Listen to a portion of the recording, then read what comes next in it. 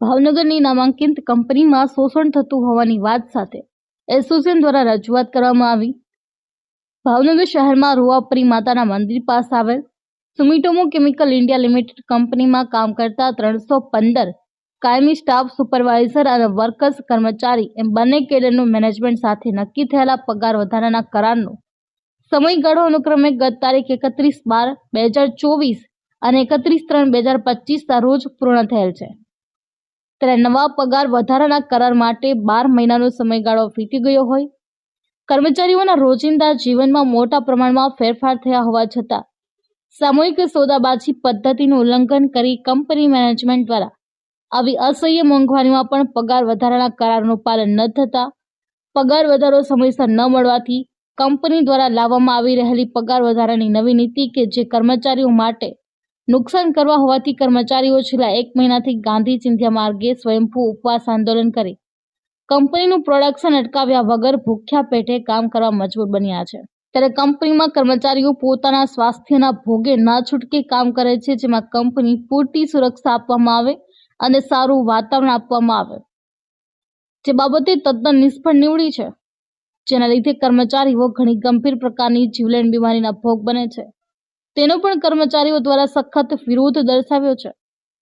કંપનીમાં લોકોને યોગ્ય સુવિધા મળે અને સારું વાતાવરણ મળે, જેથી ત્યાં કામ કરતા લોકોનું સ્વાસ્થ્ય જળવાઈ રહે, તેના માટે કંપનીમાં સ્થિત સુમિટોમો કેમિકલ ઇન્ડિયા સ્ટાફ એસોસિએશન અને સુમિટોમો કેમિકલ ઇન્ડિયા કર્મચારી યુનિયન દ્વારા factory inspector, assistant labour commissioner અને ગુજરાત પોલ્યુશન કંટ્રોલ બોર્ડ સમક્ષ અનેક વખત રજૂઆત કરી હોવા છતાં કંપની દ્વારા કોઈ યોગ્ય પરિણામ લાવીને યોગ્ય કરેલ નથી, જે અંગે આજરોજ રજૂઆત કરવામાં આવેલ।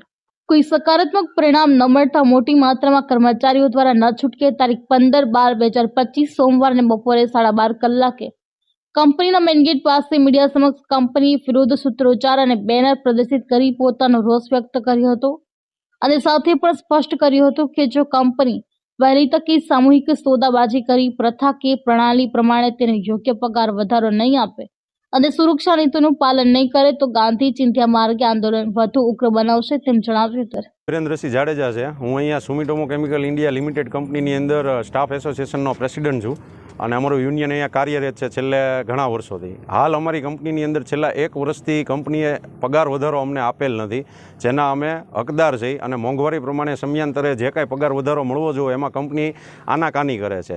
એના અનુસંધાને અમારી કંપનીની અંદર આશરે 350 કર્મચારીઓ છેલ્લા 1 મહિનાથી ભૂખ્યા રહે છે, જે બધા કાયમી છે અને કંપનીનું પ્રોડક્શન અટકાવ્યા વગર કામ પણ કરે છે, પણ છતાં પણ કંપની અમારી પોઝિટિવનેસ જે છે એ જોતી નથી। કંપનીની અંદર ઘણું બધું એવું ચાલે છે કે જેનાથી અમારી હેલ્થને નુકસાન થાય છે, જેની અવારનવાર અમે ફરિયાદો પણ તંત્રને કરેલી છે લેખિતમાં।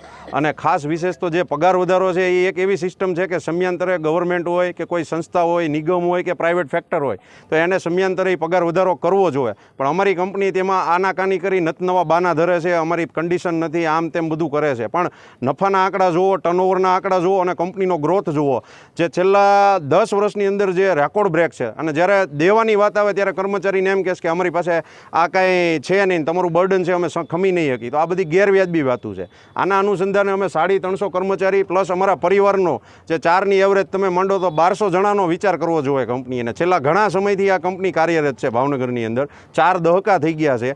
પણ હાલ આજે નવી સુમિટોમો કેમિકલ ઇન્ડિયા લિમિટેડ જે કંપની જાપાનીઝ ગ્રુપ સંચાલિત અહીંયા મલ્ટીનેશનલ ભાવનગરમાં આવી છે, તો થોડુંક એણે જોવું જોઈએ। બહાર ઘણા બધા એ સિટીની અંદર પોતાના કાર્યક્રમો કરે છે, નવા એક્સેલ એક્સપ્રેશનને આન તેન બધા કાર્યક્રમો કરીને અને પોતાની ઇમેજ સુધારવા માગે છે, પણ જે ઘરના જે છે એ ઘંટી ચાટે છે। અત્યારે પરિસ્થિતિ એવી છે અમારે ક્યાં જવું, કોને કહેવું, તો અત્યારે અમે મીડિયાના મિત્રો થકી અમારો અવાજ બહાર ભાવનગરમાં લાવવા માગીએ છીએ। અને આવડી મોટી સંસ્થા જે શોષણ કરે છે, પ્લસ અહીંયા જે રોજમદારો છે, કોન્ટ્રાક્ટ લેબર છે, એને પણ કાયમી નથી કરતી, એના પણ પીએફના સ્કેન્ડલ હાલે છે કંપનીની અંદર, તો આવું ઘણું બધું આની અંદર છે। અને મેઇન જે છે એ જીવનું જોખમ, તો અંદર અમને વર્કપ્લેસ પણ સારું નથી મળતું, બરોબર। જાપાનની કંપની એ પણ જાપાન જેવું વાતાવરણ અહીંયા નથી ઊભું થયું અને વાતું મોટી કરે છે, તો અંદર ઘણા માણસોના જીવ ગયા, કેન્સર જેવી બીમારી ઘર કરી ગઈ છે, હેઝાર્ડ જોખમી રસાયણો હારે અમે રાત દિવસ કામ કરીએ છીએ અને અત્યારે તો હાલ અમે ભૂખ્યા છીએ, સ્વયંભૂ ઉપવાસ આંદોલન ઉપર છે।